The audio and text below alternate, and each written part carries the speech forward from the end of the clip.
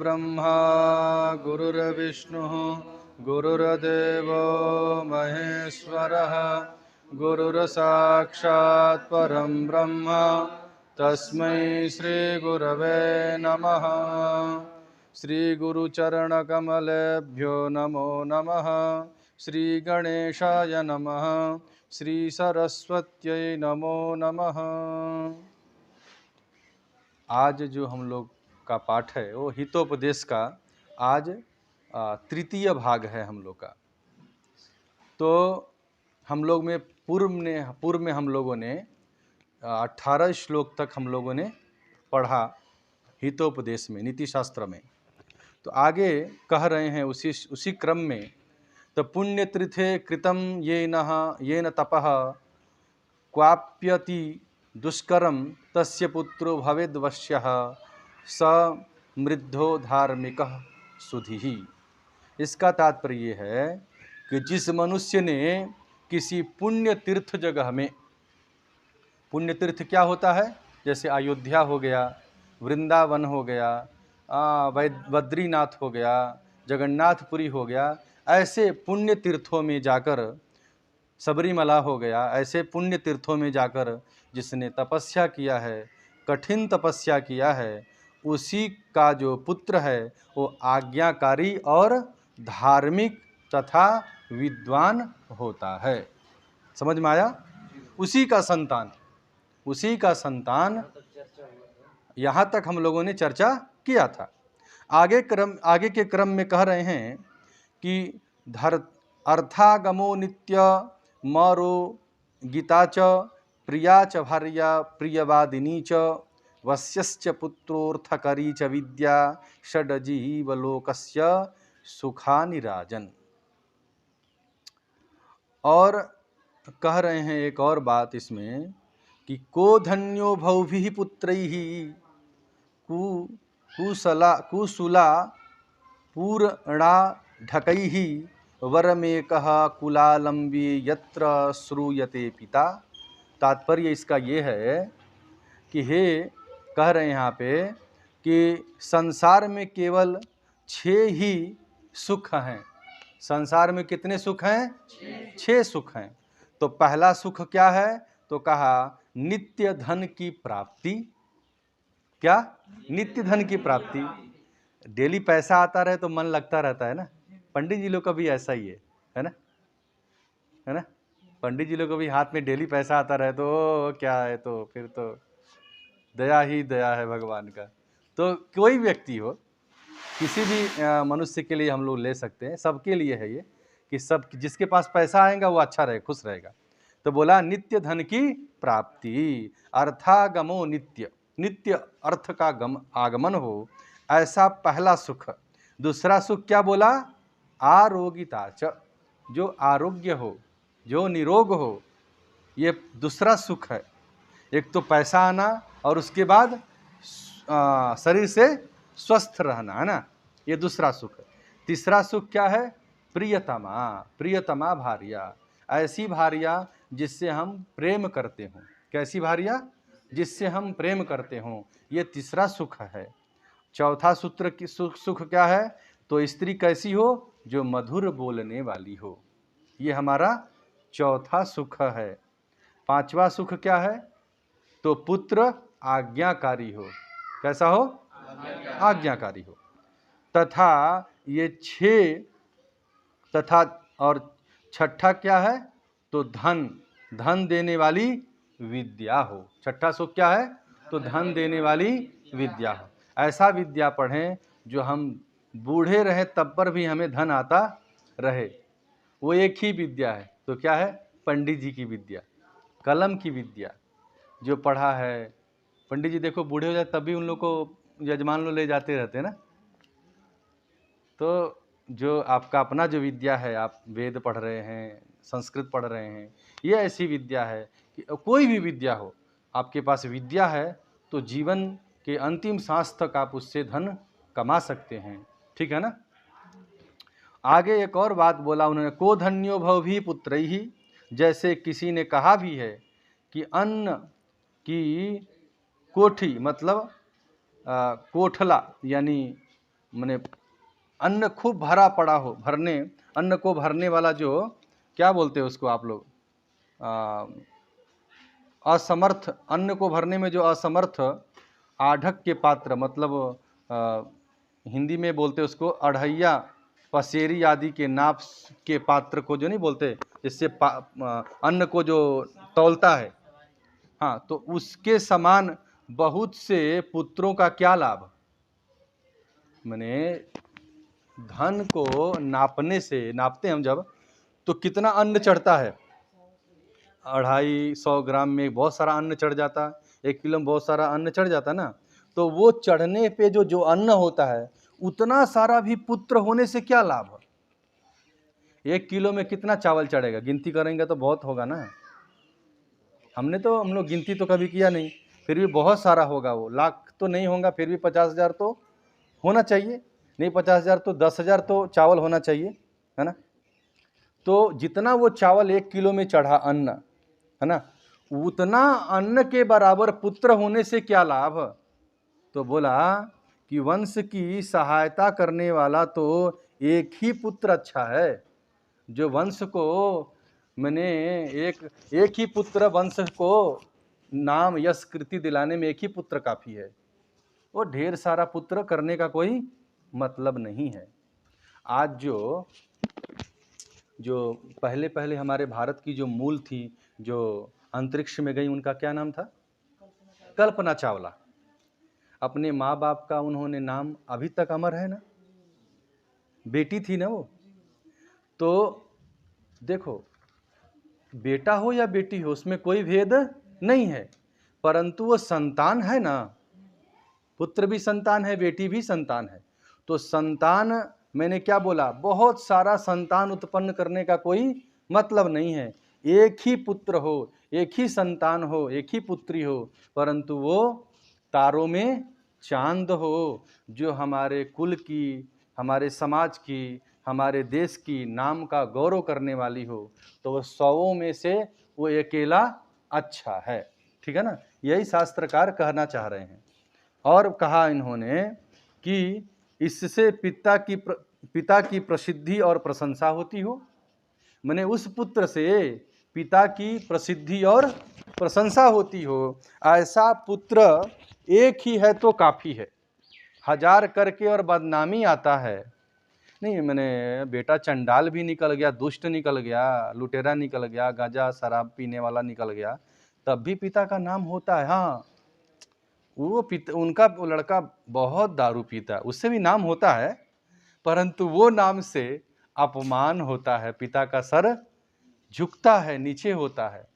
तो वो जो समाज में जो ख्याति है कि उनका लड़का तो चोर हो गया, या उनका लड़का ने डाका डाला और जेल में बंद है, ये भी एक ख्याति हुई, परंतु इस ख्याति से पिता का सर कैसा होता है, नीचा हो जाता है।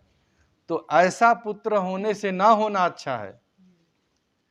तो पुत्र हो, परंतु हमारा अपने पिता का सर ऊंचा कराने वाला हो, समाज का सर ऊंचा हो जाए कि नहीं, ये हमारे लिए गर्व की बात है। गर्व की बात है कि हाँ, हमारे यहाँ ऐसे भी हमारे समाज में लोग हैं जो अपने घर का और अपने पिता, अपने कुल का तो मर्यादा उन्होंने बढ़ाया ही बढ़ाया, साथ में हमारे समाज का भी मर्यादा को बढ़ाया, समाज में भी हमारे लोगों का नाम कराया है। अभी हम लोग जो कार्य करना चाह रहे हैं वहाँ, उस कार्य को होने पर हम सभी समाज के लोगों को गौरव होगा, अंदर से खुशी होगी। चलो, हमारे लोग को सहयोग से इतना बड़ा कार्य हो रहा है। अभी हम लोग यहाँ गुरुकुल चला रहे हैं, तो जिनके सहयोग से चल रहा है उनको शायद नहीं पता हो, परंतु इतने लोगों का फ़ोन आता है हम लोग के पास में, लोग इतनी सराहना करते हैं, इतनी आशीर्वाद देते हैं कि गुरुजी आप जो कार्य कर रहे हैं वो बहुत उत्तम कार्य है। और जो जिनके घर में हो रहा है, जिन्होंने ये जगह दिया है, सोचो उनको कितना पुण्य मिलता होगा। तो ये जो कार्य है कि कैसा, वो भी उनके जो पिता है, जिसने ये जगह दिया ये कार्य को करने के लिए, उनके पिता को भी गर्व होता होगा कि मेरा पुत्र ऐसा धार्मिक है। वो स्वाभाविक है, होना भी चाहिए। तो ऐसा पुत्र होना है कि हमारे माता पिता को गर्व हो हम पर, हमारे समाज के लोगों को गर्व हो। ठीक है ना। तो आगे एक और बात कह रहे हैं कि ऋण कर्ता पिता शत्रु, ऋण कर्ता पिता शत्रु, माता च व्यभिचारिणी, भार्या रूपवती शत्रुः, पुत्रः शत्रुर पंडितः। कितना सुंदर श्लोक बोला है, कितना सुंदर श्लोक है। क्या बोल रहे कि ऋण लेने वाला जो पिता है ना वो शत्रु है।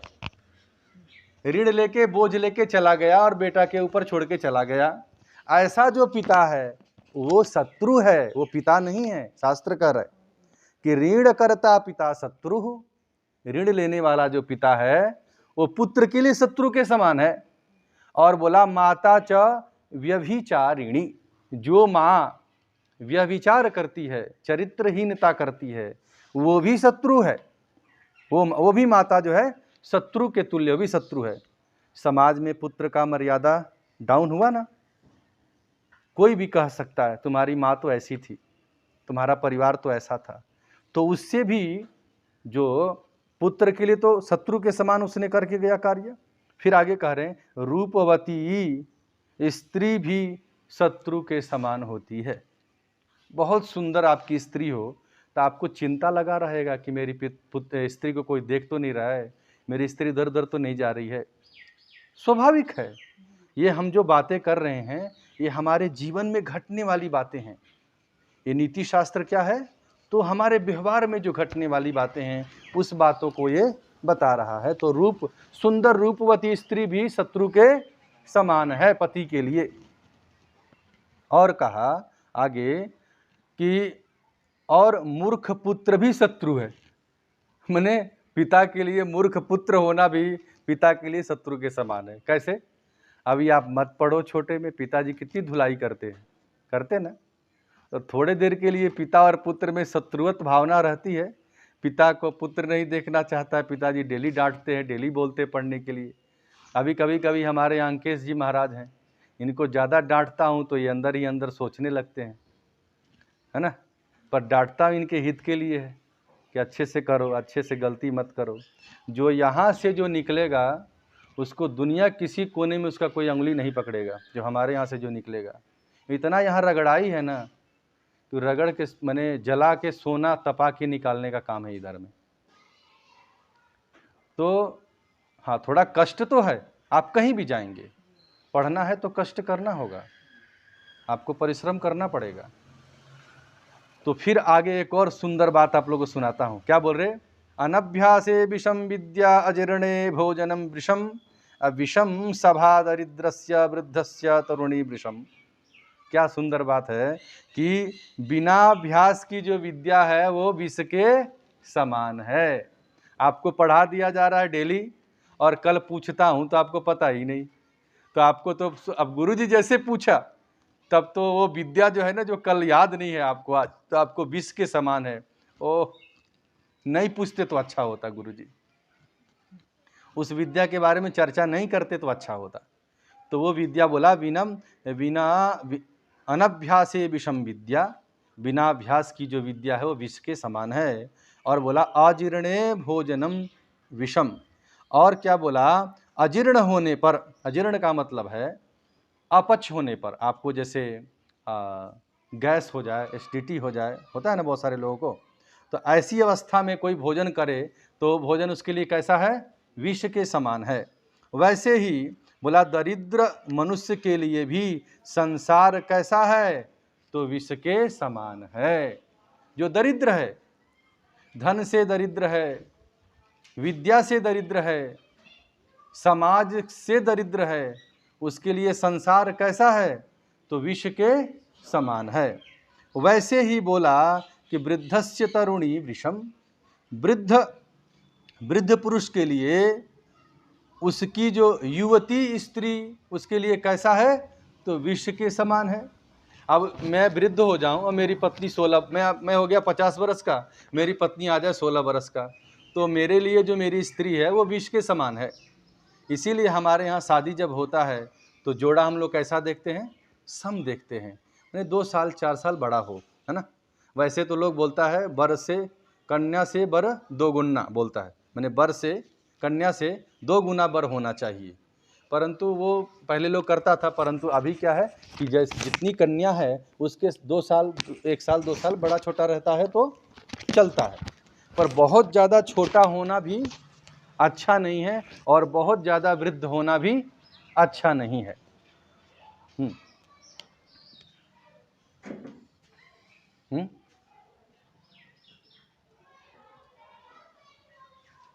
तो एक और श्लोक हम लोग पढ़ते हैं, बोल रहा है कि यस्य कस्य प्रसूतोपि गुणवान पूजयेत नरः आ धनुर्वंश विशुद्धोपि निर्गुणः किं करिष्यति। कह रहे हैं इस बात को कि जो गुणी मनुष्य चाहे किसी कुल में उत्पन्न हो वो सर्वत्र पूजित होता है। क्या समझे? अभी कोई भी मनुष्य हो और गुणवान है, वो किसी भी कुल में पूजा जाएगा, किसी भी कुल में वो उत्पन्न होगा तो उसकी पूजा होगी। क्या समझे? अभी देखिए, हम लोग बार बार सुनते रहते हैं कि भीमराव अंबेडकर ने संविधान का रचना किया है, लोग उनको छोटा जाति बोलता है, परंतु जाति कुछ नहीं है, उनके पास ज्ञान था, वो गुण से, वो अपने गुण से पूजे गए ना, उनके पास में विद्या था, उससे पूजे गए वो। और संविधान में जितना योगदान भीमराव अंबेडकर का था उससे कहीं ज़्यादा योगदान जो है डॉक्टर राजेंद्र प्रसाद जो रहे और हमारे भारत के प्रथम राष्ट्रपति भी रहे, उनका कहीं उनसे ज़्यादा योगदान रहा उसमें, संविधान की रचना करने में। उनका लोग कितना लोग जानता है? तो इन्होंने संविधान बनाया, कोई जानता है? पर वास्तव में उनका बहुत बड़ा योगदान रहा उसमें। तो मैं तो उन्हीं को मानता हूँ, आप लोग जिसको मानते हो, पर संविधान एक व्यक्ति ने नहीं बनाया है, एक व्यक्ति का श्रेय नहीं है संविधान। संविधान में 200 कुछ लोग थे उसको करने में, बनाने में। उसमें डॉक्टर राजेंद्र प्रसाद जी का भी बहुत बड़ा योगदान रहा। तो एक व्यक्ति ने संविधान को नहीं रचा है। उसी बात को मैं कहना चाह रहा हूँ यहाँ पे कि जो है गुण से उनकी पूजा हुई, भीमराव अंबेडकर की गुण से उनको मान्यता मिली। वो गुणी थे, विद्वान थे, बहुत उनके पास डिग्रियां थीं, इसलिए उनको लोग आज सम्मान करते हैं। वो जात कोई भी था, उससे मतलब नहीं है। तो कह रहे परंतु यदि अच्छे कुल में उत्पन्न होकर भी मनुष्य निर्गुण हो तो वह क्या कर सकता है? हम ब्राह्मण हैं, दारू पीते, मांस खाते, शराब खाते, संस्कृत नहीं पढ़ते, अपने वेद विद्या के समक्ष नहीं जाते, उन पे श्रद्धा नहीं रखते, गुरु के प्रति श्रद्धा नहीं रखते, माता पिता के प्रति श्रद्धा नहीं रखते, तो ऐसा ऊंचा कुल में जन्म लेने से क्या फ़ायदा?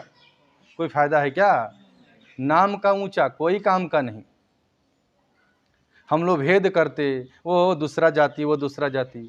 हम एक सनातनी हैं, एक ऋषि के संतान हैं। हम सबको देखो, हम लोग ब्राह्मण हैं, ब्राह्मण के ऊपर बहुत बड़ी जिम्मेवारी होती है समाज को सुधारने की। और आप उसमें भी पुरोहित हैं, ब्राह्मण में भी आप पुरोहित हैं। तो पुरोहितः, जो दूसरों का हित करने वाला है वही पुरोहित है।